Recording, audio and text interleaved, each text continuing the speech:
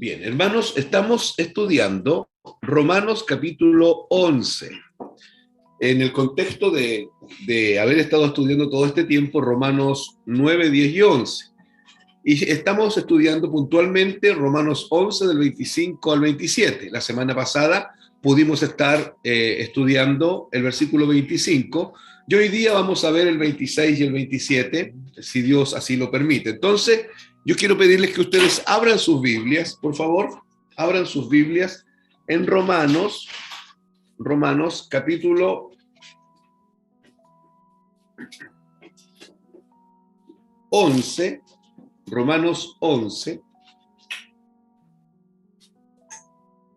versículos, vamos a leer el versículo 25, el 26 y el 27, pero vamos a estudiar el 26 y el 27.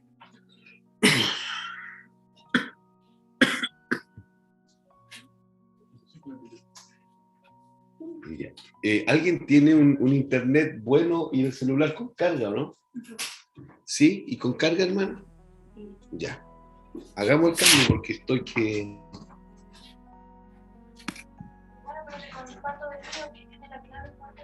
Ya, a ver. Comparte.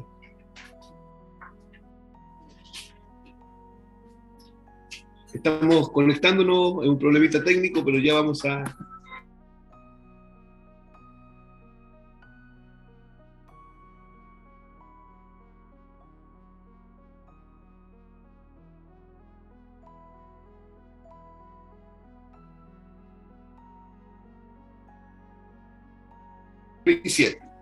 Leo, siga ahí usted la lectura de lo que vamos a estar viendo. Porque no quiero, hermanos, que ignoréis el misterio, para que no seáis arrogantes en cuanto a vosotros mismos, que ha acontecido a Israel endurecimiento en parte, hasta que haya entrado la plenitud de los gentiles. Eso fue lo que estuvimos estudiando el día martes pasado, ¿ya? Ahora vamos a leer el 26 y el 27. El 26 dice: y luego todo Israel será salvo, como está escrito: vendrá de Sión el libertador, que apartará de Jacob la impiedad, y este será mi pacto con ellos cuando yo quite sus pecados. Volvemos a leer. 26. Y luego todo Israel será salvo, como está escrito: vendrá de Sión el libertador, que apartará de Jacob la iniquidad, y este será mi pacto con ellos cuando yo quite sus pecados. En estos dos versículos nos vamos a encontrar con la frase que complica a muchos: todo Israel será salvo, ¿ya? Que llevamos 3 capítulos explicando que no se refiere a toda la nación de Israel, ¿de acuerdo? Que no está hablando de una totalidad absoluta, porque Dios ha trabajado tanto con gentiles como con judíos siempre sobre la base de los remanentes, ¿cierto? Sí. Ya. Entonces, yo quiero decir algunas cosas antes de adentrarnos en el texto, porque pareciera que el texto no dice mucho, ¿ya? Lo leo de nuevo. Pareciera que no dice mucho. Dice: y luego todo Israel será salvo, como está escrito. Ahí el apóstol Pablo cita a un profeta: vendrá de Sión el libertador, que apartará de Jacob la impiedad, y este será mi pacto con ellos cuando yo quite sus pecados. Ya. Da la impresión, les decía yo, que el texto no dice mucho, pero sí dice, y dice algo. A ver, yo primero quiero decir algunas cosas para que se nos aclaren las ideas antes de entrar en el texto. Lo primero que quiero decir es que la gran mayoría del pueblo creyente, o sea, la gran mayoría del mundo, de lo que hoy día conocemos como iglesia a nivel mundial, ¿ya? La gran mayoría del pueblo creyente interpreta estos dos versículos, el 26 y el 27, lo interpreta de esta manera. ¿Cómo? ¿Cómo? Que en la segunda venida de Cristo, esa segunda venida de Cristo va a significar la redención para el pueblo de Israel. Eso es lo que cuando todos leen estos dos versículos, la gran mayoría del pueblo creyente, la gran mayoría de los que dicen ser cristianos, interpretan esto como si, de esta forma, cuando el Señor venga en la segunda venida, dicen ellos, cuando venga la segunda venida, ahí se va a dar la redención completa del pueblo de Israel. Eso es lo que todos creen. ¿Ya? Y es complejo porque la gran mayoría cree eso. Pero necesitamos ver qué es lo que el texto dice. Ellos creen que cuando Cristo venga por segunda vez, porque Cristo viene por segunda vez, Él prometió volver. Y estamos esperando la segunda venida de Cristo. La segunda venida de Cristo, además, es una de las doctrinas del Evangelio. Acuérdense que cuando hablamos del Evangelio, hablamos de la encarnación de Cristo, de la vida, obra y milagros de Cristo, de la muerte de Cristo, de la resurrección de Cristo, de la exaltación de Cristo y de la segunda venida de Cristo. La segunda venida de Cristo es una de las doctrinas del Evangelio. ¿Ya? Insisto, ¿qué es lo que cree la mayoría del pueblo creyente? Que en la segunda venida de Cristo, eso va a significar la redención de todo Israel. Eso es lo que ellos creen, porque leen ahí de mala forma. Ahora, escuchen, creer que en la segunda venida de Cristo habrá oportunidad para que la gente se convierta, eso es un error doctrinal. Eso va contra el Evangelio. Escuchen bien, creer que en la segunda venida de Cristo va a haber oportunidad para que la gente se convierta es un error doctrinal. Y va contra lo que el mismo Evangelio enseña. No existe base bíblica para sustentar eso. ¿Sustentar qué? Que en la segunda venida el Señor va a salvar a los judíos. ¿Ya? No existe base bíblica para eso. En la segunda venida. Ahora, ¿por qué? ¿Por qué nos atrevemos a decir esto?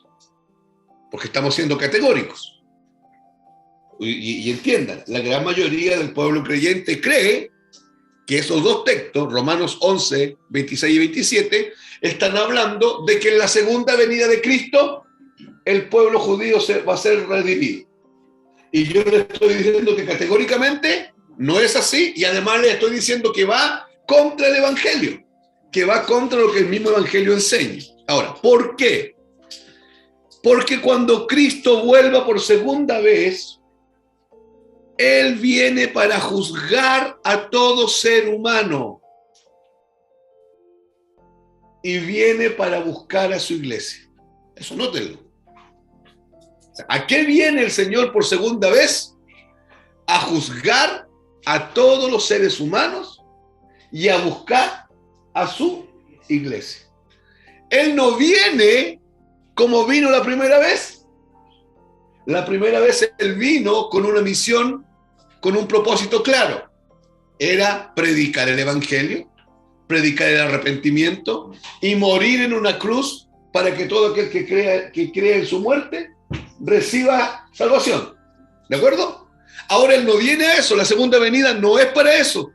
La segunda venida es, Él viene a juzgar a todo ser humano. Primera cosa.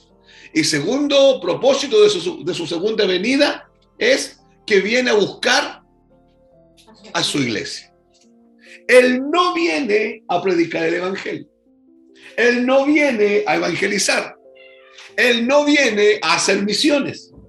Él no viene a ver si alguno se convierte con su segunda venida. No, hermanos. La Biblia enseña que en la segunda venida Cristo viene a juzgar a todo ser humano y al mismo tiempo viene a buscar a su iglesia. ¿Se entiende? Entender eso descarta por completo que podamos pensar siquiera que cuando Cristo venga, el pueblo judío va a ser salvo. Porque en la venida de Cristo, hermanos, en la segunda venida de Cristo, según lo que dicen los escritos bíblicos, todos los muertos de luz y de tinieblas, todos los que han fallecido de luz y de tinieblas, ya sean hijos de Satanás o hijos de Dios, todos los muertos resucitarán para enfrentar el juicio. Eso anótenlo. Todos los muertos, de luz o de tinieblas, y anoten la frase tal cual, ¿ya? De luz o de tinieblas, resucitarán para enfrentar el juicio. Anoten esa idea.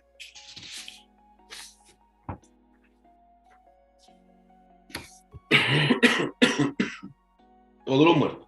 El Señor va a aparecer en las nubes y todos los muertos de luz y de tinieblas resucitarán para enfrentar el juicio.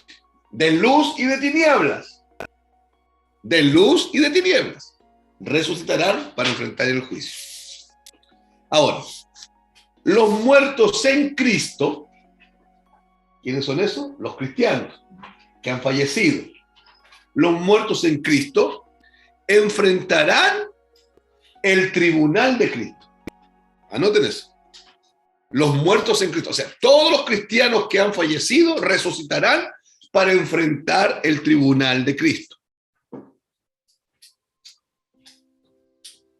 Coma. Que no tiene que ver con salvación. Hermanos, el tribunal de Cristo no es para ver si somos salvos o no. No tiene que ver con salvación. ¿Por qué? Por esta razón. Porque ¿quiénes son los que van a resucitar? ¿Quiénes son los que van a enfrentar el tribunal de Cristo? ¿Quiénes son esos? Los salvos. Ya. ¿Por qué no se trata de salvación? Porque ya son salvos. ¿Se entiende? Entonces no vamos a ir a eso que se llama el tribunal de Cristo para ver si somos salvos o no. El cristiano que va a la presencia del Señor con la fe en Cristo, ese cristiano es salvo. No importa si murió atropellado, murió en el hospital, murió de viejito, como haya sido.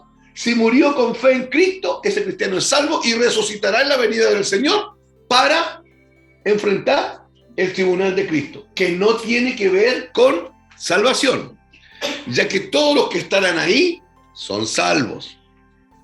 Pero los muertos que murieron sin Cristo, según la Biblia, enfrentarán algo que se llama el juicio del gran trono blanco. Sin Cristo. Los de tinieblas. Todos los que murieron de tinieblas resucitarán. Pero será para enfrentar algo que se llama el juicio del gran trono blanco. Hermanos, y tampoco es para ver si van a ser salvos o no. Porque ya no se salvaron. Ya no son salvos. Porque murieron sin Cristo. O sea, hermanos, hasta que alguien muere, hay esperanza. Desde que alguien fallece, se acabó. Entonces, el juicio del gran trono blanco no se trata de salvación, porque ese lo van a tener que enfrentar todos los que murieron sin Cristo, y no es para ver si ellos son salvos o no. ¿Por qué, hermanos? Porque tanto el tribunal de Cristo como el juicio del gran trono blanco son juicios de obras. Anoten eso. Son juicios de obras. No es un juicio para definir si serán salvos o serán condenados. Eso, tanto el tribunal de Cristo como el juicio del gran trono blanco es un juicio de obras. Así lo llama la Biblia. No es un juicio para determinar, en el caso del tribunal de Cristo, si es que son salvos. Porque los que llegan ahí son salvos. Y en el caso de los que van al juicio del gran trono blanco, tampoco es para determinar si son salvos o no. Porque los que llegan ahí no son salvos, porque murieron sin Cristo. ¿De acuerdo? Sí. ¿Se entiende eso? Hermano, por lo que voy captando, existen entonces dos juicios. No, uno con dos expresiones. Tienen las dos expresiones entonces. Sí, pero es un juicio de obras. De obras, ya. ¿Y por qué se ¿Y le qué llama quiere así? decir eso? Porque cuando leamos el texto nos vamos a encontrar que ahí dice, y los muertos de los de tiniebla, en el juicio del gran trono blanco, serán juzgados según sus obras. O sea, se les va a dejar clarito por qué está ahí. O sea, no van a tener. Y en el caso de nosotros, yo venía de Los Ángeles recién con Paula, y Paula me hizo una pregunta. Me dijo, papá, esos cristianos que andan siempre así, con poco compromiso, con esos cristianos, ¿van a llegar al cielo? No, esos cristianos que están en la congregación, pero que andan siempre así, hermano. ¿Ya? ¿Van a llegar al cielo? La respuesta es, la salvación es por gracia, Sí. no por esfuerzo humano. Pero hermanos queridos, no es lo mismo el hermano que por gratitud del Señor se esfuerza, predica, se va de misiones 3 años al África, allá le matan la mujer para que un aborigen se convierta, que dedica su vida a esto, al hermano que han dado así. No es lo mismo. Y es en el tribunal de Cristo nos vamos a tener que presentar y dar cuenta al Señor de nuestras obras como cristianos. No es para ser salvos. Ya somos salvos. Pero hermanos, nuestra flojera no puede pasar así como así. Vamos a rendir cuenta de sí o sí, en ese sentido. Y también se le va a decir a algunos, bien, voy a secar tus lágrimas. Si usted estudia, yo tengo un libro que se llama Altas Cumbres, que es la historia de casi 50 misioneros. Uno lo estudia, ese libro, lo lee, y en la mitad del libro dan ganas de llorar, porque son puras historias trágicas de hombres que dedicaron 20, 30, 40, 50 años a predicar el evangelio en el Himalaya, en una tribu de Ecuador, en una tribu del Amazonas, por allá en China. Hay un pastor que estuvo en Corea del Norte, que murió hace como 5 años atrás, que estuvo en Corea del Norte, hermanos, 40 años, y estuvo 39 años preso. Y murió su esposa, murieron sus hijos, murieron todos con los que él fue, y estuvo 40 años y murió dentro de la cárcel, y en los 40 años se convirtieron como 10 guardias. De esos 10 guardias, 5 y 10 son misioneros fuera. O sea, la iglesia que tuvo en 40 años fueron 10 personas. Y perdió todo. No es lo mismo nosotros que tenemos problemas el día domingo para llegar a tiempo a la hora porque queremos dormir media hora más. ¿Cierto? Sí. Ya. Vamos bien, ¿cierto? La creencia popular... perdón. Una vez que lleguemos al juicio del gran trono blanco, los muertos sin Cristo, y los que lleguen al tribunal de Cristo, los cristianos, después de eso, no habrá oportunidad de salvación. Es lo que la Biblia enseña. En muchos textos la Biblia enseña eso, no solamente aquí en Romanos 11, 25, 26. Entonces, pensar que la segunda venida de Cristo, porque así, esta es la creencia popular, cuando el Señor venga en su segunda venida, el pueblo judío se va a salvar. Pensar eso, que quede claro, va contra el evangelio. ¿Por qué? Porque la segunda venida no es para predicar el evangelio, no es para salvar a nadie. Él viene a juzgar a todos los muertos y viene a tomar a su iglesia y llevársela. En la segunda venida. Aquí ya van a ir cayendo algunas ideas que tenemos con respecto a algo que se llama el rapto. En la segunda venida el Señor se lleva a su iglesia. ¿Ya? ¿Me van siguiendo, cierto? La creencia popular es que en el juicio final habrá mucha gente esperando, porque creen que tendrán oportunidad de salvación durante el juicio final. Eso es lo que mucha gente cree. Hermano, si usted conversa con parte de la iglesia tradicional, ellos le van a decir que al final de los tiempos Dios va a apartar las cabritas de la oveja. Si usted le pregunta, ¿usted es salvo? No, no se puede decir eso, pero cuando el Señor venga vamos a ver. Ahí recién vamos a ver. Mientras tanto, estamos trabajando para el Señor y esforzándonos. Estamos trabajando y esforzándonos. Porque está la idea popular de que habrá mucha gente esperando el juicio final porque creen que tendrán oportunidad de salvación durante el juicio final.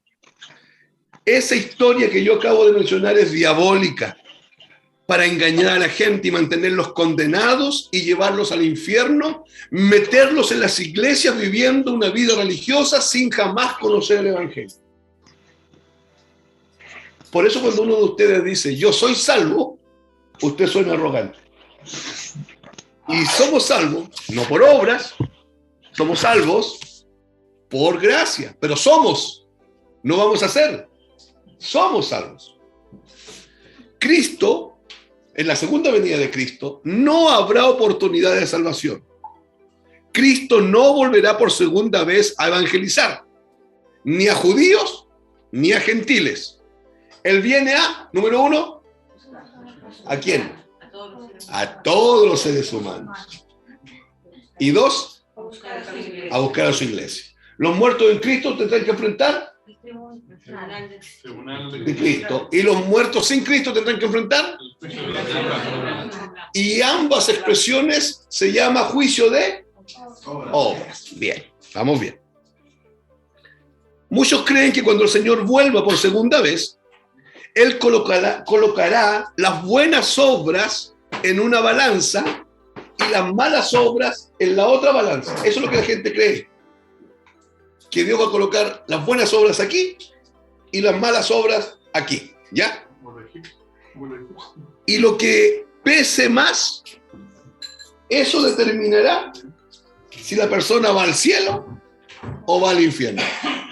La gente cree eso, hermanos. Pero creer eso, estaríamos hablando de una salvación por obras. Y el Evangelio nos enseña que la salvación es por medio de la y que no hay lugar para el mérito, no hay lugar para el esfuerzo, no hay lugar para el desempeño ni para el sacrificio humano. La única forma de ser salvo es por medio de la gracia, por medio de la fe, en la obra de Cristo en la cruz del Calvario. Entonces, ellos creen eso, que se van a poner las buenas obras en una balanza aquí y después acá, y lo que pese más, eso va a determinar si la persona va para el cielo o va para el infierno. La mayoría piensa eso, y muchos confían en eso. Pero no olvidemos que la salvación no tiene que ver con las obras de nadie. No olvidemos que la salvación no tiene que ver con el mérito de nadie. Esa idea evangélica es una mentira y es una idea también católica, apostólica, romana. Ya que el juicio de salvación y condenación, escuchen, el juicio de salvación y condenación ya fue hecho y se realizó en la cruz del Calvario. Eso yo lo anotaría. Un alumno aventajado anota eso. El juicio de salvación y de condenación ya ocurrió. Y fue hecho en la cruz del Calvario. Entonces el juicio que viene no es para condenación y salvación. No es para ver si tenemos más obras buenas que nos manden para el cielo o más obras malas que nos manden para el infierno. Es un juicio de obras, pero los que llegan al juicio del trono blanco ya están condenados. El punto es que dicen ahí, porque es un juicio legal, les tiene que quedar clarito por qué es que están condenados. Y a nosotros también nos tiene que quedar clarito que estamos salvos, pero cómo fue nuestra conducta. Eso tenemos que enfrentar al Señor en eso. ¿Ya? Salvo, sí, pero tenemos que enfrentar al Señor en eso. Ahora, ¿cuál fue la frase que les dije que un alumno aventajado la anotaba? En juicio El juicio de salvación y condenación ya ocurrió y fue hecho en la cruz del Calvario. ¿Saben de dónde saco yo eso? Del Evangelio. Juan 12:31. Anoten la cita y alguien que lea el texto. Juan 12:31.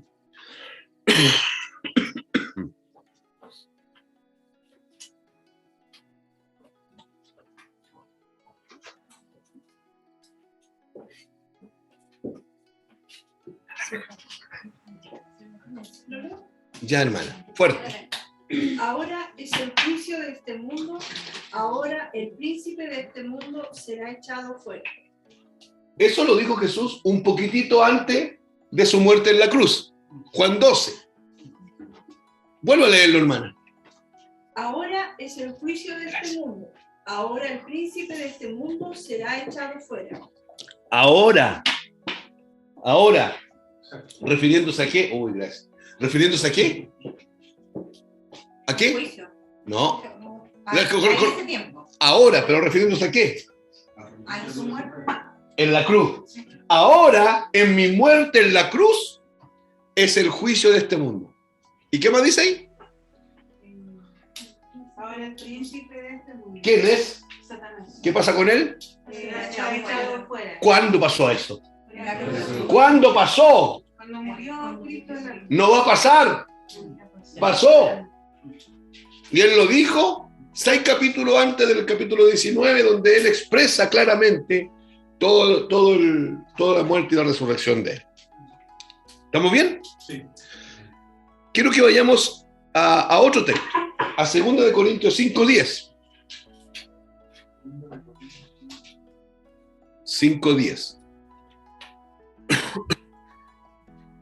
Porque es menester que todos nosotros parezcamos ante el tribunal de Cristo, para que cada uno reciba según lo que hubiere hecho por medio del cuerpo, ora sea bueno o malo.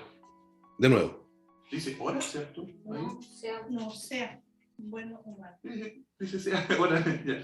Porque es menester que todos nosotros perezcamos ante el tribunal de Cristo, para que cada uno reciba según lo que hubiere hecho por medio del cuerpo, sea bueno o malo. ¿Qué versión estás leyendo? La versión NTV. ¿La Reina Valera? Sí, pero creo que el 95, hermano. Ya, leámosla del 60. Leámosla esa. Porque es necesario que todos nosotros comparezcamos ante el tribunal de Cristo, para que cada uno reciba según lo que haya hecho mientras estaba en el cuerpo, sea bueno o sea malo.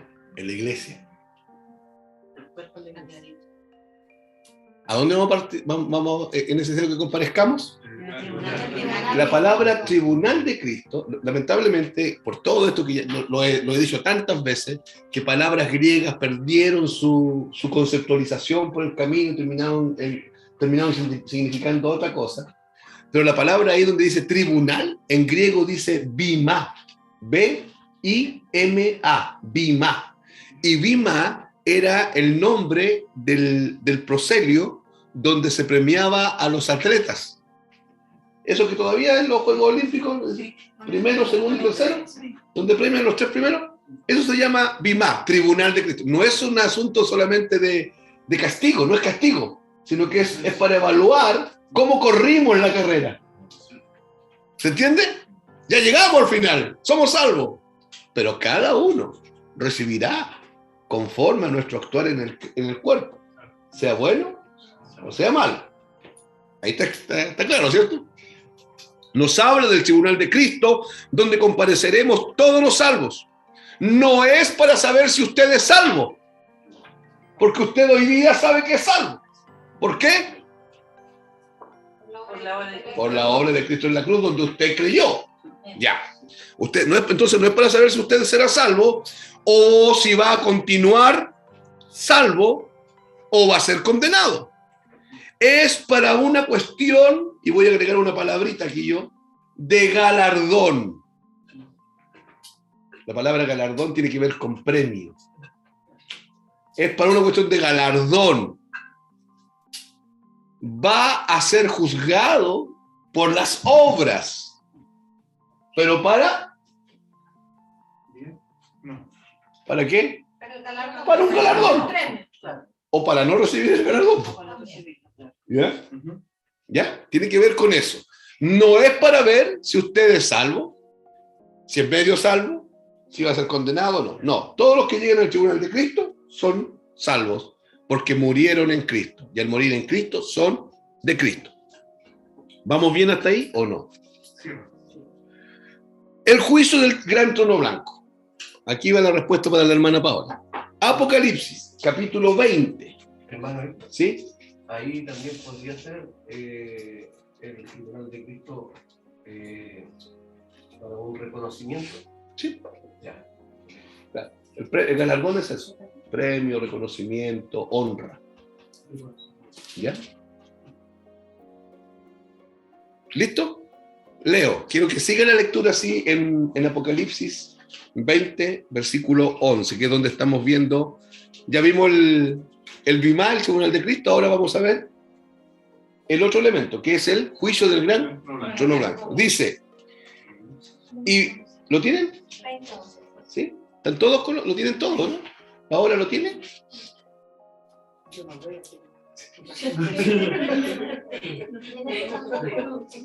No sé si lo tengo. ¿Ya? ¿Ya, Paola? Ya. Mire, dice, y vi un gran trono blanco, y el que estaba sentado en él, de delante del cual huyeron la tierra y el cielo, y ningún lugar se encontró para ellos, para la tierra y para el cielo. Y vi a los muertos, grandes y pequeños, de pie ante Dios, porque es un juicio, y el juez supremo de la tierra está sentado en el trono, y todos los que están ahí son los... ¿Quiénes son los que están ahí? Muertos. ¿Qué significa muerte en la Biblia? Separados. Ahí están todos separados de Dios, y están de pie ante Dios. Y miren cómo dice, y los libros fueron abiertos. ¿Cómo dice Paola? ¿Cómo dice? ¿Qué significa los libros? Más de uno. Plural. Más de uno. ¿Cuántos no se sabe? Pero más de uno. ¿De acuerdo? Los libros fueron abiertos. Y después dice, y otro libro fue abierto. ¿Plural o singular? Entonces, lo primero que vamos a entender es que están los libros y el libro. Ya. Y otro libro fue abierto. El cual es el libro de la vida. ¿Cuál es el libro que fue abierto? El de la vida. Y ahí están inscritos todos los salvos. Ya. Y fueron juzgados los muertos. ¿Quiénes son los muertos? Los separados de Dios. Fueron juzgados los muertos por las cosas que estaban escritas en los libros, coma, según sus obras. En otras palabras, Señor, usted está condenado. Usted está condenado. Usted nació condenado y usted llegó aquí condenado y usted sigue condenado y usted va para el infierno final y para la hiena arder por las llamas eternas. Y supongamos que el personaje dice, ¿pero por qué? Aquí está el porqué. Y empieza a leer, le empiezan a leer las obras. Para Dios no hay obras buenas y malas. Para Dios hay obras malas. Porque el que está sin Cristo, todo lo que hace nace en la carne, por lo tanto son obras de la carne. Y el mar entregó los muertos que había en él, o sea, los separados de Dios que había en él. Y la muerte espiritual, esa es la muerte espiritual, el estado de muerte espiritual, y el Hades, el infierno, donde estaban todos los muertos espirituales que ya habían fallecido. Entregaron los muertos que había en ellos y fueron juzgados cada uno según sus obras. Y la muerte, ¿cuál muerte? La muerte espiritual. ¿Y el Hades? ¿Cuál es el Hades? El infierno, donde están todos los muertos sin Cristo. Fueron lanzados al lago de fuego, que también se llama Gehenna. Se escribe G-U-E-E-N-A. G-U-E-E-N-A. Gehenna, lago de fuego. Esta es la muerte segunda. ¿Cuál es la muerte segunda? El momento en que Dios toma la muerte espiritual, toma los muertos del Hades, toma todo eso y los lanza al lago de fuego. Y eso se llama Segunda muerte. la muerte segunda. Ahí estaban juzgados por sus obras. Claro, ya se está dando sentencia final a la cosa, ya fueron juzgados ya. Y el que no se halló inscrito en el libro de la vida fue lanzado al lago de fuego. Porque el que está en el libro de las obras no puede estar en el libro de la vida. Y el que está en el libro de la vida no puede estar en el libro de las obras. Por una sencilla razón. Porque en el libro de la vida nadie llega por las obras. Llegamos ahí por la justificación por fe en la obra de Cristo. Pero me hace ruido que delante dijo que de todos modos las obras en Cristo también iban a ser como consideradas. Pero Para no, el galardón. claro, no para salvación. Ah, ya. No para salvación. Correcto. Un reconocimiento. Claro. Sí. Por lo que yo les dije, hermano, tenemos el hermano A que está comprometido con Cristo. Y tenemos al hermano B que hay que darle cuerda. Es como cuando un curso pasa completamente, el primero pasa a segundo, pero uno pasa con un 4, con un 3, Correcto. con un, no sé, Correcto. con un 7, uno Sí. que pasó con un 7, obviamente se... Es lo mismo. Pero más Cuando que- usted ve las titulaciones, algunos salen con excelencia académica, ¿cierto? Sí. Y otros dicen, oh, pasamos menos mal, pero no importa, ya somos abogados ya. No aprendimos nada, pero somos. Quizá a lo mejor tiene que ver la palabra de Jesús ahí, como decir obras, porque debería ser el servicio. No, pero es obra, porque es una obra, Porque al final igual es la obra. una acción. Una acción. En como Cristo. opción, claro. Porque yo escuchaba a la gente del diablo que no tiene, o sea, la gente que no tiene a Cristo. La gente piensa que hacer cosas, ellos le ganan como que están agradando a Dios. Pero ellos nunca hablan de que a través de, no, o sea, no tienen ni idea que a través de que hay una otra forma. Perdón, Sandra, ¿por qué son obras, Marcos?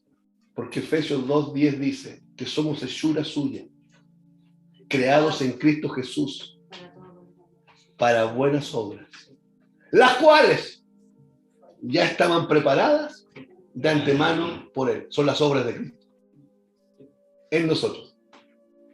Pero son obras. Efesios 10:12, no. 2:10. 2. ¿Ya? Ahora, esa obra es servicio. Claro. El servicio. No, pero también es adoración. Sí, obvio. Es una vida entregada. ¿Entiende? Es un sentir completo. Claro, pero ¿cómo lo llama la Biblia? Porque el juicio es, porque no hay juicio de servicio. Porque lo de tinieblas, no, es un juicio transversal. ¿De qué? De obras. ¿A quiénes? Lo sepa. A los de tinieblas y a los de luz. Pero no es un juicio de salvación. Porque el juicio, Ya fue. Esa fue hecho la cruz del Calvario. base bíblica, El- Juan 12:31. Ya, bien. Hermano, ¿y por qué ahí en el juicio del trono blanco se abre el libro de la vida? Para que quede certificado que nadie pasó para allá. Está leyendo el acta.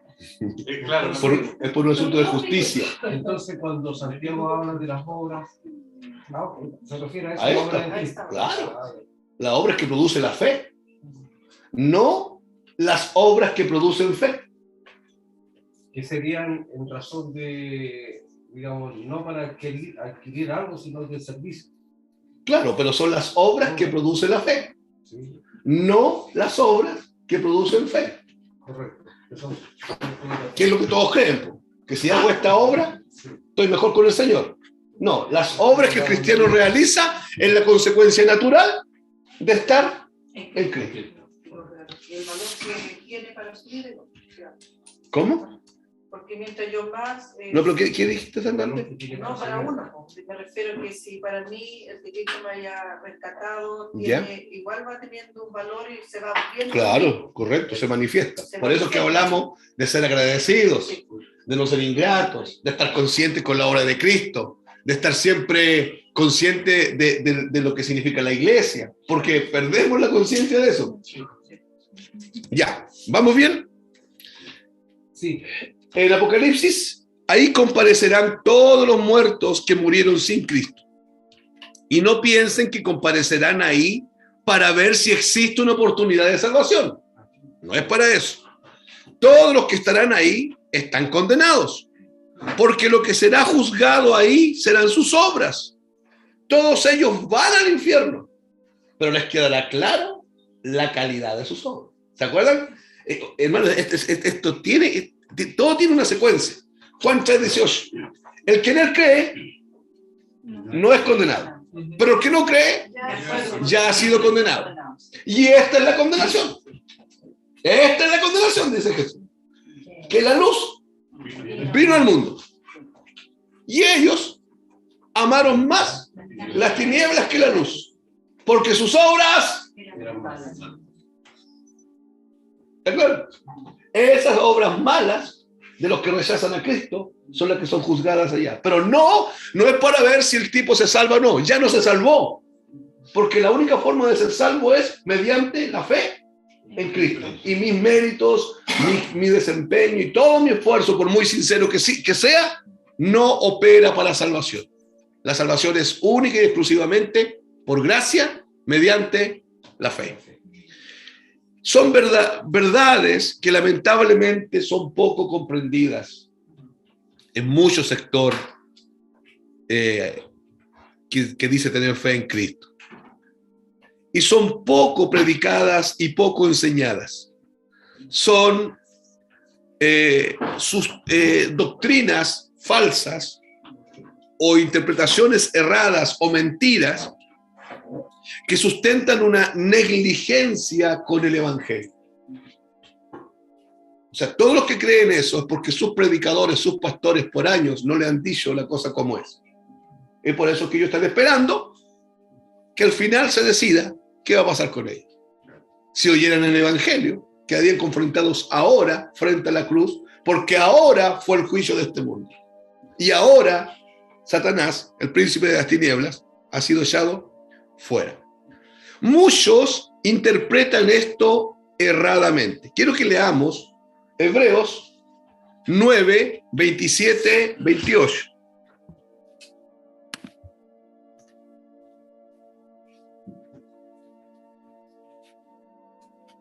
Ya, la hermana Catherine hace una pregunta aquí.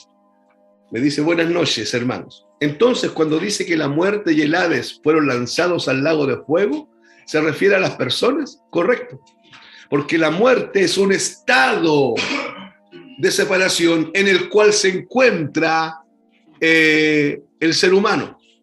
Y el Hades o el infierno es un estado de tormento en el cual se encuentran todos los que han fallecido sin Cristo.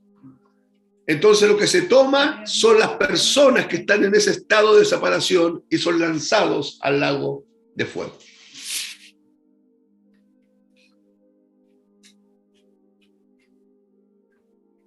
Nacho dice: hermano, entonces en el cielo lo que va a premiar,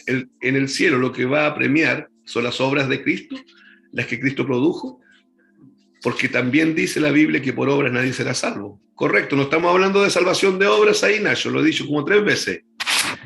La Biblia que por obras nadie será salvo. Y además está el ejemplo del apóstol Pablo, quien afirma haber trabajado más que todos. Pero después aclara que él no, sino la gracia de Dios en él. Entonces, ¿se premia a Cristo en los hombres en ese mundo? Nacho, ¿y tu responsabilidad? ¿Tu responsabilidad frente a lo que Dios hace? ¿Me entiendes, hermano? Cristo actúa en nosotros, pero está en la responsabilidad mía de lo que Dios está haciendo. Porque si no, estaríamos diciendo: entonces se premia a Cristo y no se premia a Cristo. Y nosotros aquí quedamos fuera. No, el cristiano y el ser humano, en términos generales, es responsable delante de Dios. No se olviden, hermanos, de la doctrina de la responsabilidad humana. ¿Se entiende? Sí. Porque podríamos nosotros decir: se van a premiar las obras, pero Dios no produjo esas obras en mí. No, hermano. Es como lo mismo, Dios no me lo ha revelado. ¿Me entienden? No. Dios produce el querer y el hacer, pero me hace responsable de todo aquello y me invita a participar activamente por medio de la fe. Por eso es que el apóstol Pablo también dice en algún momento que él es colaborador de Cristo. Sí. Y él mismo dice que no es él, sino que la gracia de Dios en él. Ya. ¿Tienen Hebreos 9, 27, 28? ¿Qué dice? De la manera que está establecido para los hombres que mueran una sola vez y después de esto el juicio, así también Cristo fue ofrecido una sola vez para llevar los pecados de muchos y aparecerá por segunda vez sin relación con el pecado para salvar a los que le esperan. Ahí está la segunda razón. Esos dos versículos hablan de la segunda venida. De hecho, pónganle ahí en su Biblia al lado, segunda venida. ¿Pero por qué dice salvar a los que le esperan, hermano? Que dijimos que no venía a salvar en la segunda. Sí, pues, dijimos No, que pero sí. ¿a salvar? Sí, pues. Dijimos que venía a juzgar. Y a buscar su iglesia que salva. Sí. Sí, claro, el salvar en el contexto de llevarse los salvos. Ah, ya. Y que a lo mejor ese texto también hace... Puede que incurra en error, pero la palabra salvación en griego es soteros. De ahí viene la palabra soteriología, que tiene que ver, que son todas las cosas que tienen que ver con la salvación de Cristo. Y hermana Gume, ¿se acuerda cuando le hago una pregunta, hermana Gume? ¿Somos redimidos hoy día? Sí. Sí, pero la Biblia dice, erguíos, levantad vuestra cabeza, que vuestra redención está cerca. Ahí se va a concretar todo lo que... Bueno, ¿cómo? ¿Somos redimidos o no somos redimidos? La respuesta es somos. Somos por medio de la fe. Pero cuando nos encontremos con el Señor, la salvación será efectiva. La redención será efectiva. Entonces, cuando dice ahí salvar, dentro de la soteriología está, no es que ahí alguien se va a convertir, sino que los convertidos, los salvados, ahí la salvación total será efectiva en ellos. Esos dos elementos están siempre en nuestra vida, hermanos. Lo que tenemos hoy día por fe y lo que se va a concretar al final de los tiempos. Esos van siempre juntos, esos dos elementos. Siempre. ¿De acuerdo?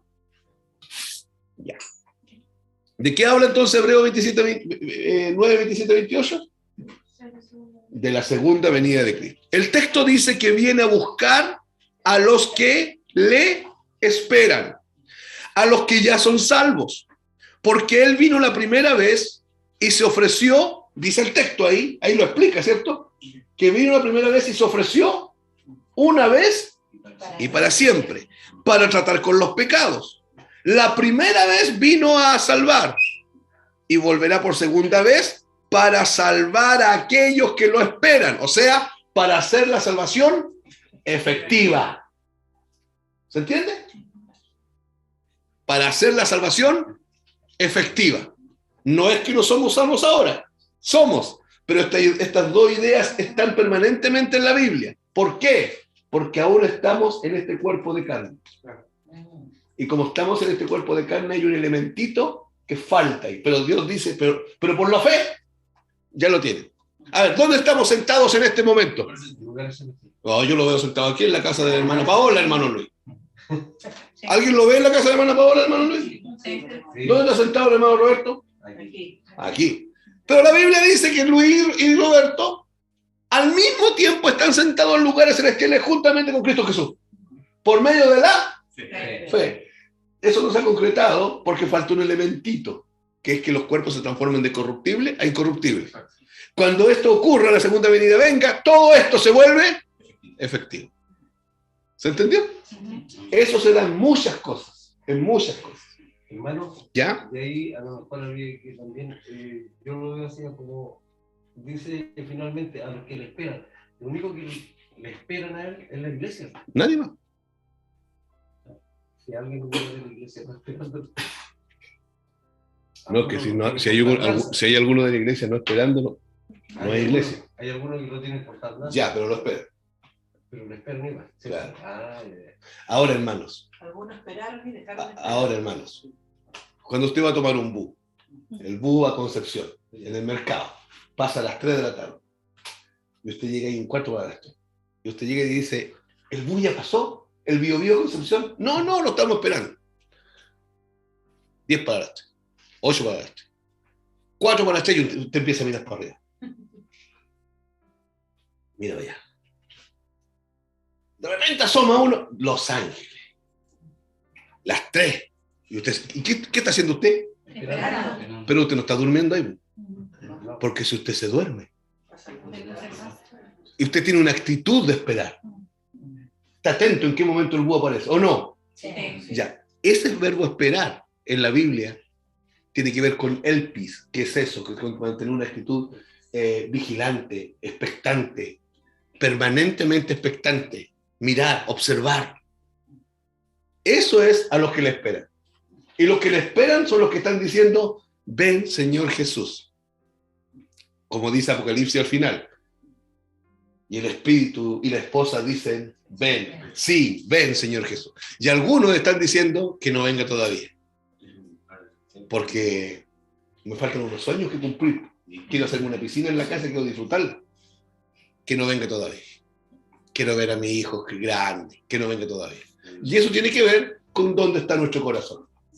La iglesia dice, ven. El espíritu y la iglesia dicen, ven. Sí, ven pronto, Señor Jesús. Así termina Apocalipsis.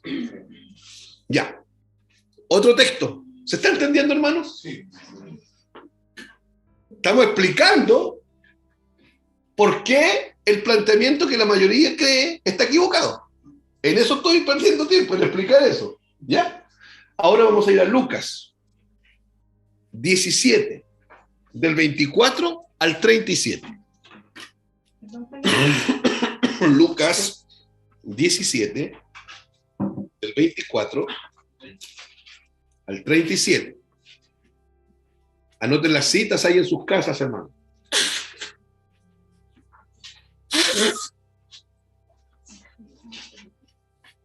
¿Ya?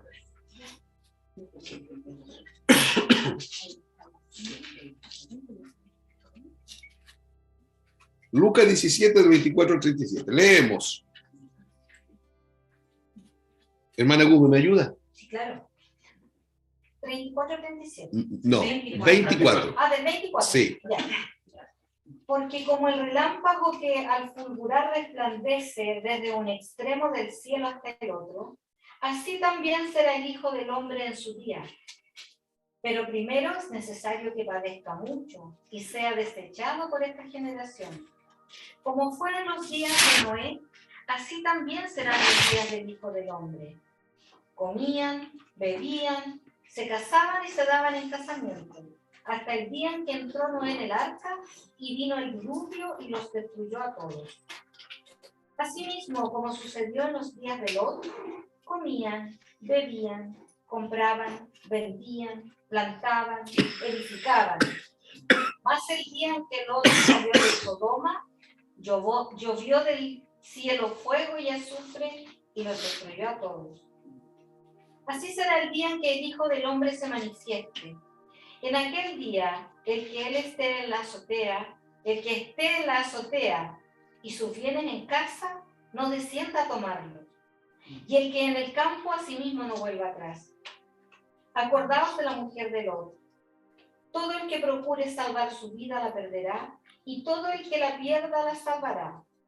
Os digo que en aquella noche estarán dos en una cama, el uno será tomado y el otro será dejado. Dos mujeres estarán moliendo juntas, la una será tomada y la otra dejada. Dos estarán en el campo, el uno será tomado y el otro dejado. Y respondiendo le dijeron, ¿dónde, Señor? Él les dijo, donde estuviere el cuerpo, allí se juntarán también las águilas. Ese texto no lo vamos a explicar ahora, pero yo lo quise poner ahí de base para que ustedes entiendan que la segunda venida del Señor no da tiempo para evangelizar. No. Y pone ejemplos del Antiguo Testamento, porque será como en días de Noé, donde nadie oía. Claro. Porque será como en días de Lot, donde fuego caía del cielo. ¿Entienden? El fuego es figura de juicio. Entonces, tiempo para evangelizar, tiempo para que haya conversiones, no hay, porque la segunda venida busca dos cosas. Número uno, juzgar a todos los seres humanos. Y dos, venir a buscar a su iglesia, que ya vimos que son los que esperan en Él, los que nos están esperando, y los que han fallecido esperándolo. Oiga, es tan hermoso ver a un cristiano cuando ya le quedan un minuto, cuando tenemos la oportunidad de acompañarlos en la cama, cuando queda 1 minuto, 2 minutos de vida, y parte de la presencia del Señor. Y algunos alcanzan a decir, me voy con Él. El Señor viene por mí. Algunos lo alcanzan a decir, hermano, mamá, papá, me voy con Él. ¡Qué hermoso! Porque esa es una persona que murió esperando al Señor. Estamos hablando que el número de los escogidos, ya sean de gentiles y judíos, cuando este número de ambos, tanto de gentiles como de judíos, esté completo, ¿se acuerdan que la Biblia llama a eso plenitud? Tanto en gentiles, que lo llama el tiempo de la plenitud de los gentiles, y tanto los judíos, que también es un número pleno, ¿cierto? Ya, los llama plenitud. Jesús volverá del cielo en forma corporal,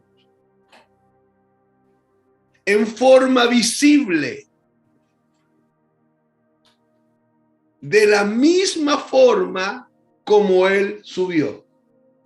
Porque Él dice, volveré, así como me habéis visto irme, así volveré.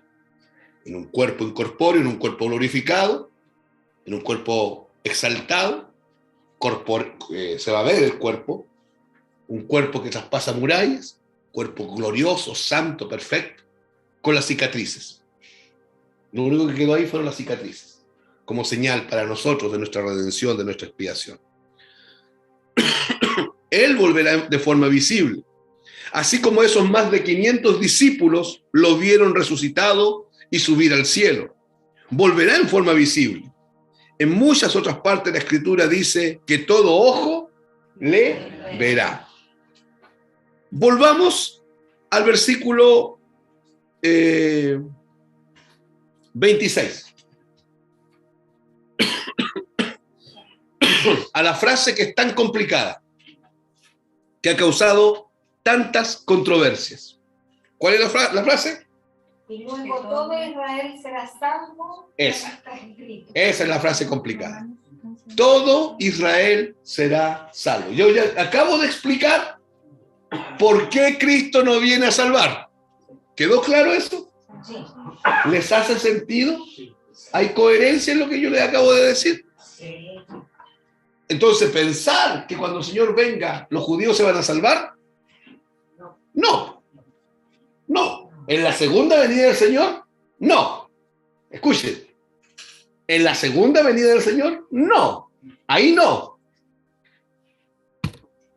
Todo Israel será salvo. El contexto principal de esta frase es todo lo que hemos estado estudiando en Romanos 9, 10 y 11. No podemos olvidarnos de las cosas que hemos estado hablando todos estos días martes. ¿Ya? Porque el que está hablando acá, cuando dice todo Israel será salvo, ¿quién es? No. ¿Quién está hablando ahí? Yo.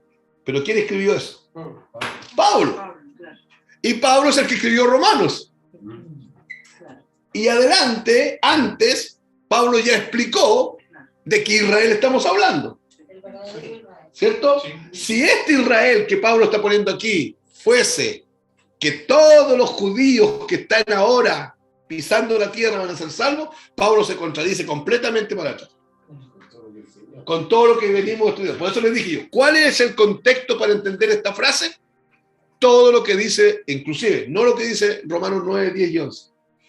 Todo lo que dice el libro de Romanos. Porque allá en el capítulo 3, en el capítulo 2, 3, Pablo dice, hemos acusado a judíos y a gentiles, que todos están bajo el juicio de Dios. Entonces, él se contradeciría.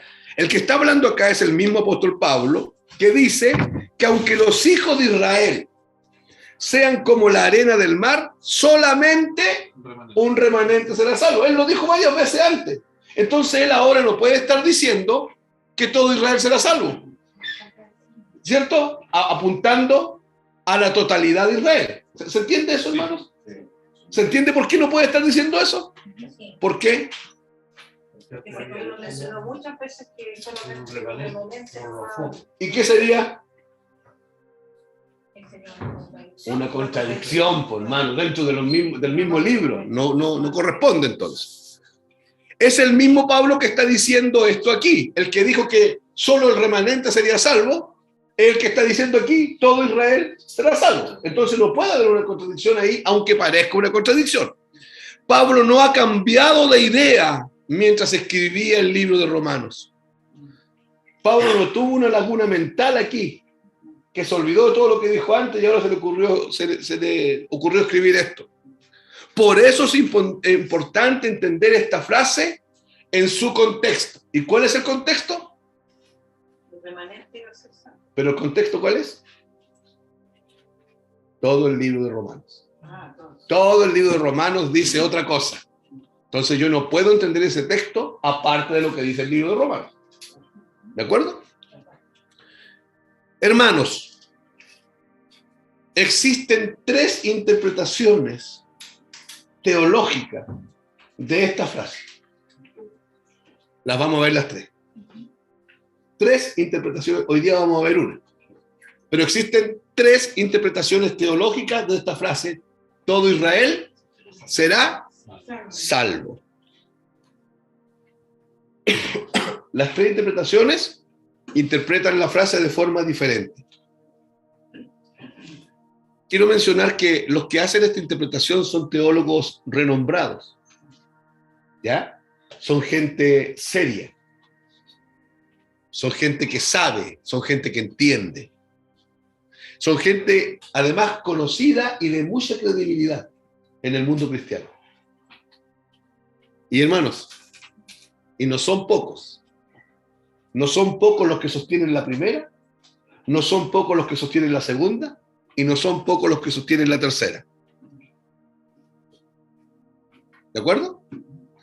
Ahora, tenemos que entender que necesitamos ver esto a la luz del contexto. ¿Y cuál es el contexto? todo Romanos salió. Ya. ¿Por qué, hermano? Porque en el libro de Romanos hay una secuencia lógica. Pablo escribió en una secuencia lógica. Él no se va a estar contradiciendo por el camino. Y estas 3 posiciones necesitamos revisarlas en esa secuencia lógica. ¿De acuerdo? La primera. Hace años que no hablábamos de este caballero. Anoten ahí. Número 1. La interpretación de Tomás de Aquino. Esa es la primera. Ahora, hermano, estas 3 posiciones son las que se mantienen hasta el día de hoy.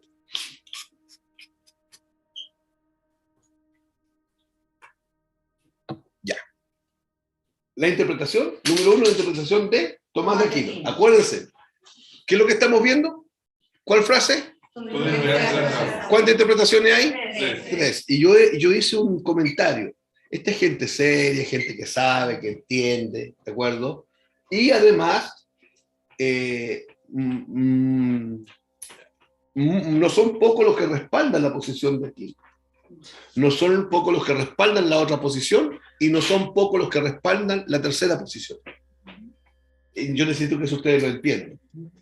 Pero además, ante todo eso, necesito que entiendan que hay una línea lógica en el libro de Romanos que no podemos pasar a llevar.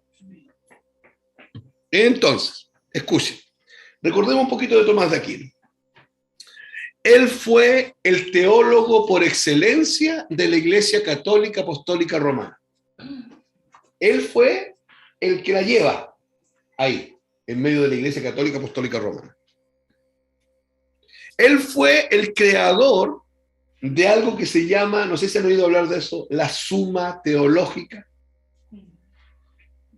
La suma teológica. Anótenlo. Él creó eso, la suma teológica. ¿Qué es lo que es la suma teológica? Son una cantidad de tomos, de libros, sobre la cual se basan todas las doctrinas y creencias de la Iglesia Católica. Él escribió eso. y se llama la Suma Teológica. Y todas las doctrinas y creencias de la Iglesia Católica están ahí, contenidas en la Suma Teológica. Curiosamente, una gran mayoría del pueblo evangélico de diferentes denominaciones creen exactamente lo que creen los católicos. O sea, hay una gran cantidad de evangélicos de diferentes denominaciones que tienen la posición de Tomás de Aquino. Y es posible hermanos, que algunos de nosotros aquí tengamos esa posición. Aquí vamos a ver, ¿ya? Aquí vamos a ver.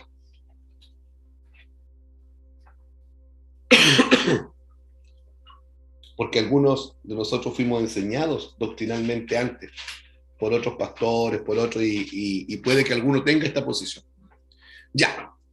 Lo que Tomás de Aquino entendía es que la totalidad absoluta, hermanos, la totalidad absoluta de todo israelita que pasó por esta tierra será salvo en la segunda venida de Cristo.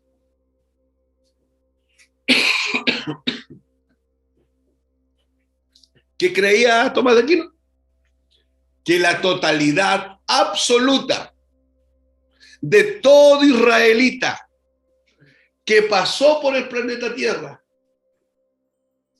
en todas las edades, en todas las épocas,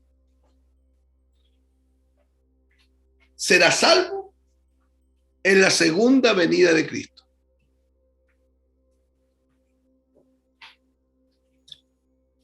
La creencia es que todo israelita será salvo en el regreso de Cristo.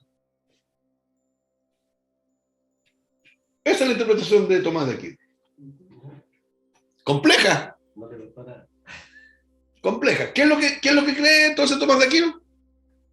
Que todo ¿Será salvo la segunda venida? No, pero es más completo. La totalidad del pueblo de Israel. Todo el pueblo de Israel. De todos los tiempos. Desde el primer israelita hasta el último, ¿será salvo cuándo? En la segunda venida. Eso es lo que plantea Tomás de Aquino. Y mucha gente cree eso. Sí, evangélicos sobre todo. Sí, muchos creen eso. Ya, quiero hacer dos comentarios.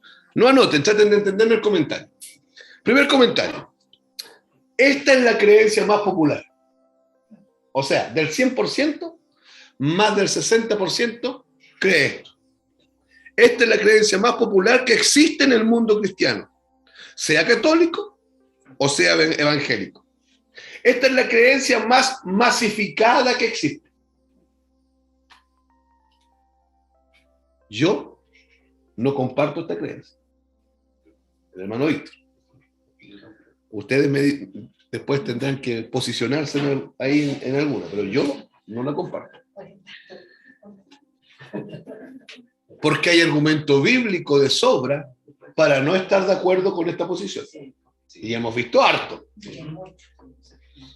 Si todos los israelitas fuesen salvos, como dice Tomás de Aquino, a mí me surge una pregunta. Y la pregunta es, ¿de qué remanente está hablando Pablo entonces?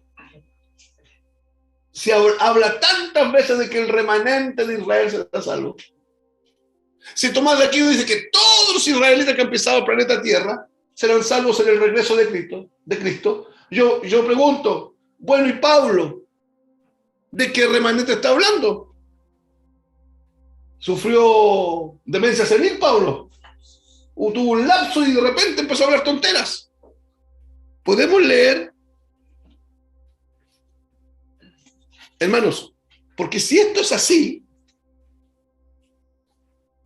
si esto es como dice Tomás de Aquino, Romanos 9:27 es una broma de mal gusto.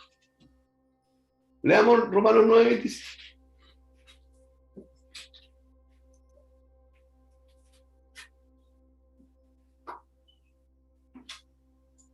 Cualquiera que lo lea. También Isaías proclama tocante a Israel: si fuera el número de los hijos de Israel como la arena del mar, tan solo el remanente será salvo. Bueno, y Tomás de Aquino no leyó eso. ¿Entienden? Yo necesito que entendamos, por eso les dije yo que había una lógica, una secuencia lógica en los escritos de Pablo. No puede ser que en Romanos 9:27 Pablo esté diciendo si Israel fuese como si los israelitas fuesen como la arena del mar, tan solo el remanente será salvo. Lo esté diciendo ahí, y 2 capítulos después esté diciendo todo Israel será salvo, y se esté refiriendo, como dice Tomás de Aquino, a todos los israelitas que han pisado el planeta Tierra y que va a ser salvo en la segunda venida. El segundo comentario que quiero hacer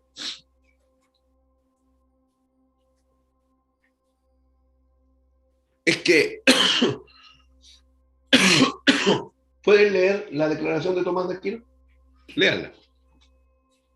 La totalidad absoluta de todos los israelitas que pasó por esta tierra será salvo en la segunda venida de Cristo. Ya. La segunda afirmación que él hace es que van a ser salvos en la segunda venida de Cristo. Él hace esa afirmación. Lo cual no es posible. Porque Cristo, en su segunda venida, no viene a evangelizar, ni a predicar, ni a convertir a nadie. ¿A qué viene? Número 1, juzgar a todos los seres humanos. Y número 2, buscar a su iglesia. Entonces, que él diga eso, está mal. ¿Sí? ¿Estamos bien? ¿Sí? Ya. En este mismo grupo existen algunos disidentes. ¿Ya? Algunos que dicen, sí, estamos de acuerdo, pero no tanto. Esos son unos disidentes. Se cuadran con la posición, pero le encuentran ahí un problemita a esta posición de Tomás de Aquino. Estos disidentes no compartieron completamente las ideas de Tomás de Aquino. Ellos creen, los disidentes, que se refiere a todos los israelitas que estarían vivos cuando se produzca la segunda venida de Cristo. ¿Ya? Ellos dicen, no, Tomás de Aquino le embarró. No son todos los israelitas que han pisado el planeta Tierra desde el primer israelita hasta el último. No, son solamente los israelitas que estén vivos cuando el Señor vuelva. ¿Ya? Claro. Pero igual creen que en la segunda venida va a haber salvación. ¿Ya? ¿Se entiende, cierto? Sí. Lo cual tampoco es correcto, porque siguen diciendo que esto ocurrirá en la segunda venida. Y eso no será así. Perdonen lo majadero, pero ¿por qué no será así? Listo. Perdonen que lo hagan, quiero que esta cuestión se les meta aquí en la cabeza. No hay lugar. No. Cristo ya vino a morir una vez y para siempre. Ya vino el siervo sufriente a derramar gracia y perdón abundante. Ahora no, Él vuelve a juzgar a las naciones. A todo hombre, la Biblia dice, usa la expresión que viene a juzgar a las naciones. A todo hombre. Esta creencia, hermanos, ¿se dan cuenta que el tema es sutil? Que es muy fácil que nosotros nos desviemos. Sí. Por eso es que hemos estado estudiando el romano así, de a poquitito, para que las ideas se vayan. Y yo creo que aún así hay cosas que tenemos que volver a verlas en algún momento. Pero para que las ideas se vayan plasmando, para no perder la secuencia lógica de Pablo. Pablo no puede decir una cosa acá y desdecirse totalmente en Romanos 11:26. Esta creencia es muy popular. Ahora, si creen que todo Israel será salvo, quiere decir también que tendrán que contabilizar, escuche, a todos aquellos israelitas que murieron durante los aproximadamente 5.000 años de historia del pueblo de Israel. Porque si Tomás de Aquino dice que eso se refiere a todos los israelitas que han pisado la tierra, Tiene que contabilizar a todos los que están muertos. Que se contradicen entre ellos, o sea, o son todos salvos y después viene, o sea, es como, ¿Cómo? no tiene lógica. Sí, los muertos Sí, tendrían porque que si son salvos, resucitar para poder se pueden ir, estar con pero viene a buscarlos a todos. No se pierde. Escuchen, la lógica que estoy planteando es esta. ¿Qué dice Tomás de Aquino? Que la totalidad de todos los israelitas, Desde el primer israelita Salud. hasta el último será salvo en la segunda venida. Ese es su planteamiento. Hay algunos disidentes que dicen no. No son todos. Son todos los que estén vivos en la segunda venida. Ya. Y yo ahora estoy planteando una lógica. Si Tomás de Aquino tiene razón, tiene que contabilizar entonces, Sole, a todos los israelitas que han muerto en estos 5.000 años. ¿Sí o no? Sí. Porque él está diciendo que todos serán salvos. Mi pregunta es, ¿tendría que contabilizar a los que han muerto? Sí. Ya. Esa es la lógica que quiero que me siga, porque es un argumento. Lo que estoy haciendo es un contraargumento para que ustedes entiendan el asunto. Si tienen que ser contabilizados estos también, todos estos que han muerto en estos 5.000 años para atrás, eso va a generar un problema en grandes términos doctrinales. Porque, ¿qué pasa con esos que ya murieron? Y no solamente murieron esa grande mayoría en casi 5.000 años, según lo que Pablo nos ha estado diciendo, que la gran mayoría ha muerto en incredulidad. ¿Se acuerdan? Dureza de corazón y estupidez. ¿Se acuerdan, no? Si lo vamos a contabilizar, ya contabilicémoslo. Pero aquí entramos en un problema doctrinal. Porque el mismo apóstol Pablo dice que la gran mayoría, porque ¿quiénes son los que son salvos? Los remanentes. Entonces la gran mayoría de los judíos ha muerto en incredulidad, dureza de corazón, rebeldía y estupidez. ¿Sí? Entonces, si esta gente murió en incredulidad, en idolatría, en rebeldía, y resucitarán cuando Cristo regrese, pero para enfrentar juicio, no para oír el evangelio, porque dice la Biblia que murieron en incredulidad, que murieron en rebeldía y que murieron en idolatría. No pueden ser salvos porque ya murieron y murieron en incredulidad, idolatría y rebeldía y estupidez. Cuando resuciten todos esos judíos de estos 5.000 años, todos los que murieron en incredulidad, en rebeldía y en idolatría, va a ser para ir a enfrentar el juicio del gran trono blanco, porque esa gente ya está condenada. Entonces Tomás de Aquino nos genera un tremendo problema doctrinal. ¿Se entiende? ¿Se entiende, Rebeca? Camila, ¿se entiende el problema doctrinal que nos presenta? ¿Cómo va a salvar a gente que murió en incredulidad? ¿Cómo va a salvar a gente que murió en rebeldía? Y es más, ¿cómo va a salvar a gente que el propio Dios mató por idólatras? Son muchos los que murieron así. Recordemos los 430 años del pueblo de Israel esclavizado en Egipto.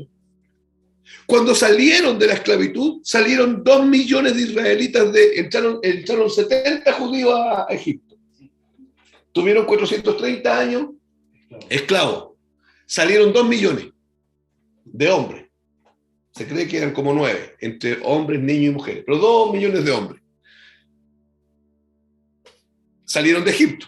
La pregunta es, en 430 años, ¿cuántos judíos murieron en Egipto? ¿Y cuántos murieron en rebeldía y en incredulidad? Aunque también en ese tiempo hubo un remanente. Pero un que creyó. Unos pocos que creyeron. Pero la gran mayoría murió en rebeldía. Pero en ese tiempo, como en todas las generaciones, ha habido un remanente escogido por gracia. ¿Me están siguiendo el argumento? Quiero decir lo último. ¿Podemos leer Éxodo 32, 28 al 33?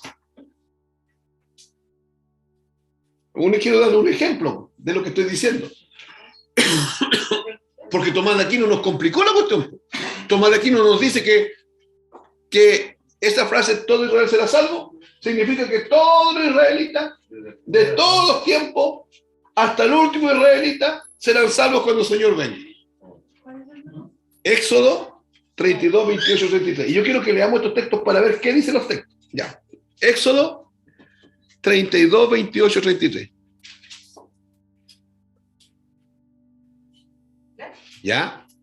Los hijos de Leví lo hicieron conforme al dicho de Moisés, y cayeron del pueblo en aquel día como 3.000 hombres. Uy. ¿Cuántos murieron? La expresión cayeron significa murieron. 3.000 hombres. Ya, siga leyendo. Siga leyendo. Entonces Moisés dijo: hoy os habéis consagrado a Jehová, pues cada uno se ha consagrado en su hijo y en su hermano, para que él dé bendición hoy sobre vosotros. Y aconteció que al día siguiente dijo Moisés al pueblo: vosotros habéis cometido un gran pecado, pero yo subiré ahora a Jehová, quizá le aplacare acerca de vuestro pecado. Entonces volvió Moisés a Jehová y dijo: te ruego, pues, este pueblo ha cometido un gran pecado, porque se hicieron dioses de oro. Ya, espérate, hermana. ¿Cuántos murieron, hermana Gómez? 3.000 antes. ¿Murieron de COVID? No, pecado. ¿Por qué pecado? Porque dice que se hicieron dioses. Murieron por idólatras. Sí. Y Moisés trató de interceder, de aplacar a Dios, de que no pasara eso. Hermanos, ¿qué está diciendo Moisés? ¿Quién mató a esos 3.000? Dios. Eso queda claro en que Moisés trató de que no murieran, ¿cierto? Ya sigue leyendo, hermana. Entonces volvió Moisés a Jehová y dijo: te ruego, pues este pueblo ha cometido un gran pecado, porque se hicieron dioses de oro, que perdones ahora su pecado, y si no, ráeme ahora de tu libro que has escrito. Y Jehová respondió a Moisés: al que pecare contra mí, a este raeré yo de mi libro. A ver. No. ¿De qué libro? Del libro que veíamos de la vida. De la vida. Y no está ahí. Y al que pecare contra mí, ¿quién dijo eso? ¿Moisés o Dios? Dios. ¿Qué va a hacer Dios? ¿Qué pasó con esos 3.000? Los sacó del sepulcro. ¿Por qué? ¿Cuál fue la razón? Moisés dice un gran pecado. Sí. ¿Cuál era el pecado? La ¿Podrán ser salvos? No. ¿Por qué? Porque Dios ¿Qué hizo Dios? Lo sacó del libro. Para los que dicen que la apostasía no existe. Otro argumento contra la apostasía. Otro argumento que dice que la apostasía existe. Siguen preguntando algunos si la salvación se pierde o no. Aquí dice que hay un libro. Moisés ya tenía conocimiento del libro. Y Dios le dice: al que pecare contra mí, yo lo raeré del libro. Entonces, ¿cuántos cayeron ese día? Hombre. Cayeron y murieron niños y mujeres. Entonces, don Tomás de Aquino está equivocado, parece. ¿Podemos ver otro texto? Números 14, del 36 al 38.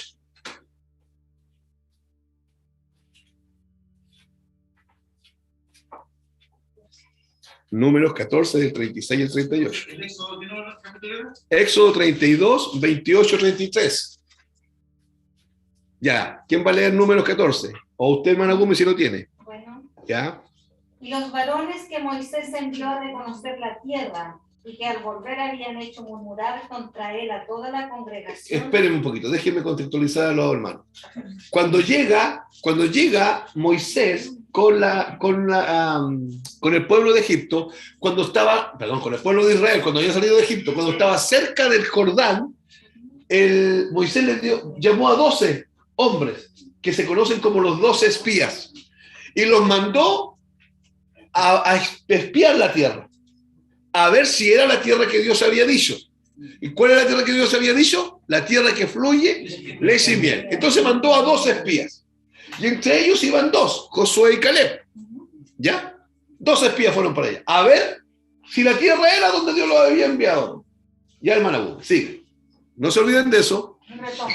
Y los varones que Moisés envió a conocer la tierra y que al volver habían hecho murmurar contra él a toda la congregación, desacreditando aquel país, aquellos varones que habían hablado mal de la tierra murieron de plaga delante de Jehová. O sea, 10. 10, porque ¿saben qué volvieron diciendo esos 10? No, allá hay ciudades fortificadas, hay torres gigantescas, la tierra está plagada de gigantes y nosotros delante de ellos parecemos langostas. Y Josué y Caleb dijeron, no, esa es la tierra que fluye leche y miel, los frutos son de este porte, hay un río que nutre la tierra, esa es la tierra que Dios nos dio. Y Dios mató a 10. ¿Pero por qué los mató? Por hablar más. A ver, hermana, lea de nuevo. Murmuraron. Hermano, ellos tenían que rendir un informe. Murmuraron y desacreditaron al país. Hermano, ellos tenían que rendir un informe. Pero ellos no rendieron un informe. Ellos echaron a correr una murmuración desacreditando la tierra de Canaán. Así lo dice la Escritura. Sí. La murmuración. Otro pecado que deja fuera. ¿Y qué vamos a hacer con estos 3.000? O sea, con estos 10. No pueden ser salvos. Tomás de Aquino dice que sí, pero aquí dice que no. Porque murieron en pecado y Dios los mató. ¿Queda algún versículo, hermano? Sí. Ya. Pero Josué, hijo de Nun, y Caleb, hijo de Jefone, quedaron con vida de entre aquellos hombres que habían ido a reconocer la tierra. ¿Y por qué quedaron con vida? Que no murmuraron. Que no se forme como No murmuraron. Dijeron, sí, porque si ustedes leen después el texto, dice, sí, es verdad, hay gigantes, pero hay unas sandías de este porte, unos racimos. De hecho, llegaron con un racimo de uva entre dos hombres que colgaba, medía como 1 metro el racimo de uva, como prueba de que la tierra era próspera, pero no murmuraron, por eso quedaron con vida. Leamos otro texto. Números 16 del 31 al 35. Ahí vamos a ver la historia de otro, que se llama Coré, un levita, y toda una compañía de levitas, o sea, 250 levitas. ¿Quién lo tiene? Número 16, 31 al 35, Sole, léelo. Y aconteció que cuando cesó él de hablar todas estas palabras, se abrió la tierra que estaba debajo de ellos. Abrió la tierra su boca y los tragó a ellos, a sus casas, a todos los hombres de Coré y a todos sus bienes. Y ellos, con todo lo que tenían, descendieron vivos al Seol y los cubrió la tierra y perecieron de en medio de la congregación. Y todo Israel, los que estaban en derredor de ellos, huyeron al grito de ellos, porque decían, no nos trague también la tierra. También salió fuego de delante de Jehová y consumió a los 250 hombres que ofrecían el incienso. Los levitas. ¿Por qué? Porque Coré era un hombre que estaba en medio era un levita. Y era un líder de levitas. 250 levitas lo seguían. Y él se encargó de levantarse contra la autoridad de Israel, que era Moisés. Y armó todo una murmuración contra Moisés. Y vino Dios y le dio una orden a la tierra, que se abriera y que se los tragara. Hermano, dice la Biblia que entraron vivos al Señor. Y se cayeron las tiendas, los niños, las mujeres, los bienes. Entonces, ellos murieron bien con el Señor, ¿cierto? Murieron agradando al Señor, ¿cierto? Murieron en perfecta comunión con el Señor, ¿o no? No, ¿cómo murieron? En pecado. ¿Podrán ser resucitados Coré y los 250 levitas para que sean salvos? No. Le estoy dando ejemplos de que Tomás de Aquino se equivocó. ¿Está claro, cierto? Así también hay muchos casos el sumo sacerdote Elí y sus hijos. Muchos reyes idólatras de Israel. Ustedes en el Antiguo Testamento se van a encontrar con que habían reyes que la Biblia dice, e hicieron lo malo delante de los ojos de Jehová, y levantaron altares a Artarot, y adoraron a otros dioses, y se mezclaron con mujeres paganas, y se mezclaron con hombres paganos. Esa gente no puede resucitar para la salvación, po. ¿Está claro, cierto, hermanos? Sí. En tiempo del profeta Elías, Dios le dijo a Elías, cuando él dijo, Señor, quiero morirme porque yo estoy solo, Dios le dijo, yo me he guardado 7,000 más hombres escogidos por gracia soberana. Y la pregunta es, ¿y el resto de esa generación? Porque ¿cuánto se guardó? 7,000. ¿Y el resto de esa generación? Se perdió. ¿Podrán ser Rebeca resucitados para ser salvos? No, porque murieron en pecado, perdidos, en idolatría. ¿Estamos bien? Sí. Bien. En Juan 8, 39 al 46, cuando Jesús habla con los fariseos, la discusión de Jesús con los fariseos y los escribas, Él les dice que ellos eran hijos del diablo. ¿Quién dice eso? Jesús. Hermanos, ¿a quién se los dice? A los fariseos. Fariseos y a los escribas. O sea, esos fariseos y esos escribas van a resucitar para la salvación. Si el propio Dios les dijo, ustedes son Del diablo. hijos del diablo.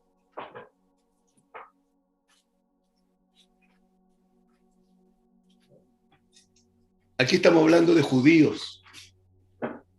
Dios le dice esto a judíos. Jesús le dice, ustedes son hijos de Dios, a judíos y a judíos religiosos, a los líderes de la religión. Judas Iscariote, otro judío. ¿Habrá dudas de que está condenado? Si además se le llama el hijo de la perdición. Y si Tomás de Aquino dice que todos... Está equivocado Tomás de Aquino, ¿cierto? Y al final todo Israel será salvo. ¿Será así? No. Ahora, me queda poquitito, hermanos. Si todas las generaciones Dios ha escogido remanentes dentro del pueblo de Israel, ¿qué pasó con el resto que Dios no escogió? El simple hecho de que Dios tiene que escoger por gracia soberana por medio de la fe,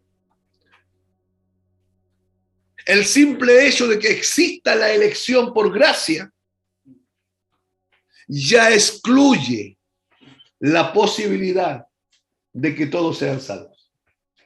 Porque Dios tuvo que escoger por gracia. Es el simple hecho de eso me dice que no todos los judíos son salvos. Porque Dios escoge por gracia a judíos y a gentiles. Hermanos, estos son hechos bíblicos. Yo les di puro argumento bíblico. Yo creo que son más que suficientes Sí. para sacarnos, si alguien piensa eso, o si algún día alguien habla con ustedes y dice, no, si al final, cuando el Señor venga, todos los judíos son salvos, ustedes van a decir, no. Acuérdense de estos casos. Existe un pensamiento universalista muy peligroso que parte con la Iglesia Católica y que hoy día está en ciertos grupos evangélicos. ¿Cuál es el pensamiento? Todos son hijos de Dios. Ese pensamiento significa todos serán salvos. Eso se llama universalismo. Y si alguien escapa de la salvación, los católicos usan el plan B, el purgatorio. ¿Ya? El purgatorio es el plan B de los católicos. Ah, este no está muy salvo, purgatorio.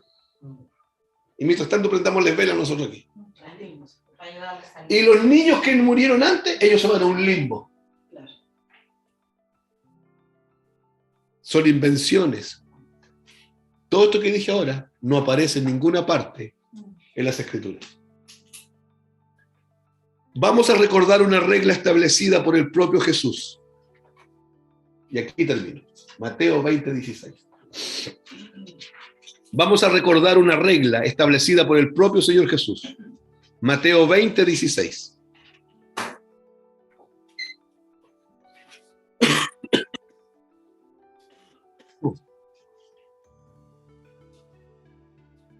Léalo, hermana.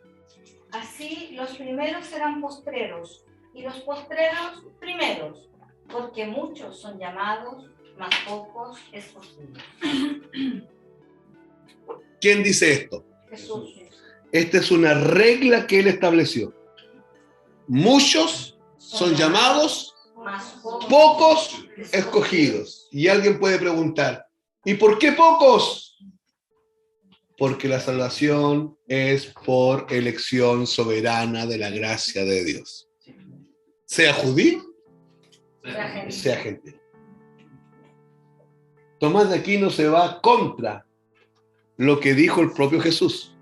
Y acuérdense que Jesús le dijo esto, Mateo era un libro escrito para los judíos. Jesús le dijo esto a los judíos. A los judíos le dijo, oye, de todos ustedes, muchos serán llamados, pero pocos escogidos. Y aparece Tomás de Aquino después diciendo, no, Jesús estaba equivocado. Yo creo que todos los judíos, del primero al último, en la segunda venida del Señor, serán salvos. Aun cuando Jesús estableció una regla. Muchos llamados, pocos escogidos. ¿Cuál es la pregunta que surge? ¿Y por qué pocos? ¿Cuál es la respuesta? Porque lo que predomina y lo que ha predominado y va a predominar siempre es la elección soberana por gracia y fe. Sea judío o sea gentil.